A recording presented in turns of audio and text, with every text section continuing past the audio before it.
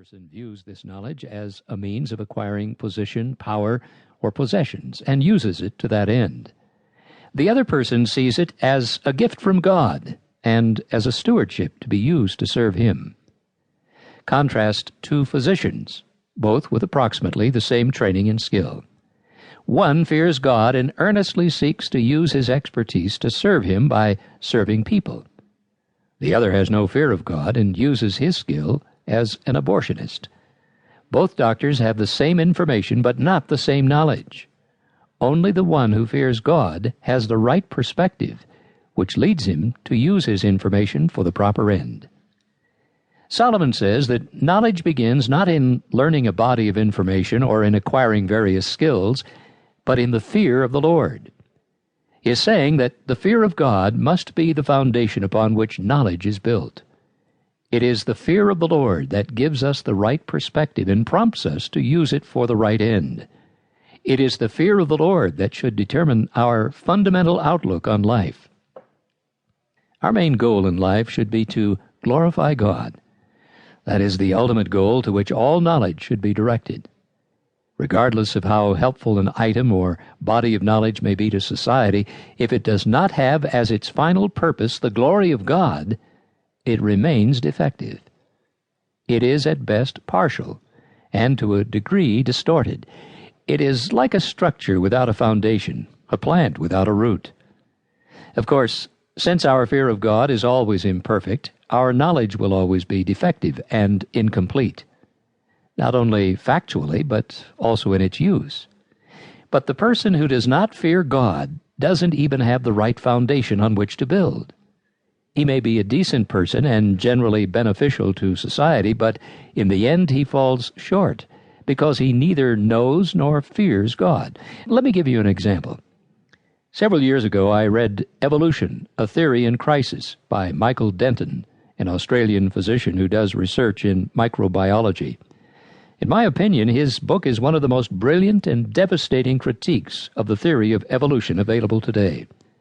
Dr. Denton did his homework well.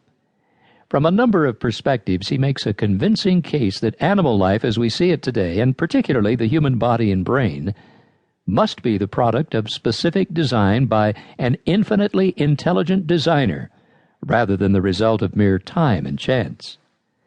As you read through the book, you keep waiting for Dr. Denton to make a seemingly obvious statement that this intelligent designer must be God. Instead, the book ends with this remarkable sentence: "The mystery of mysteries, the origin of new beings on earth, is still largely as enigmatic as when Darwin set sail on the Beagle." After thoroughly debunking the Darwinian theory of evolution, Dr. Denton throws up his hands. "We don't know," he essentially says. "We didn't know before Charles Darwin made his observations about plants and animals on the Galapagos Island, and we still don't know today." Why would a brilliant scientist come to such a conclusion? The reason is found in Solomon's words that the fear of the Lord is the beginning of knowledge. Dr. Denton has amassed a formidable amount of information and makes a strong case against evolution, but he is unable to bring his reasoning to a successful conclusion because his knowledge is incomplete. It does not take into account God. I found Dr. Denton's book highly fascinating.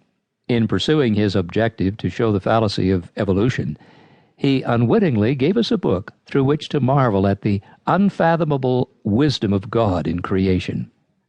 On numerous occasions I found myself pausing to worship as I read.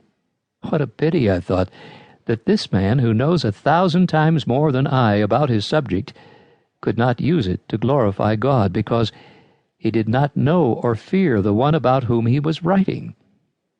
Now we come to wisdom. Proverbs 9:10 says, "The fear of the Lord is the beginning of wisdom, and knowledge of the Holy One is understanding." Again, observe the close connection between wisdom and knowledge. Both Proverbs 1:7 and 9:10 use both words. Since wisdom is knowledge applied to the right end, knowledge realizes its purpose only in conjunction with wisdom. Wisdom is commonly defined as good judgment or the ability to develop the best course of action in response to a given situation.